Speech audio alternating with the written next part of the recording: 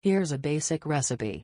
Ingredients: 4 slices of bread, thick slices work best. 2 large eggs, 1/4 cup milk, 1/4 teaspoon vanilla extract, 1/4 teaspoon ground cinnamon, pinch of salt, butter or oil for frying. Instructions: in a shallow bowl, whisk together the eggs, milk, vanilla extract, cinnamon, and salt until well combined. Heat a skillet over medium-high heat and add a tablespoon of butter or oil to the pan. Dip each slice of bread into the egg mixture, making sure to coat both sides evenly. Place the bread in the skillet and cook for 2 to 3 minutes on each side, or until golden brown and cooked through. Repeat with the remaining slices of bread, adding more butter or oil to the pan as needed. Serve warm with your favorite toppings, such as maple syrup, powdered sugar, fresh fruit, or whipped cream. Some additional tips: if you want to add some extra flavor, you can try using different types of bread, such as brioche,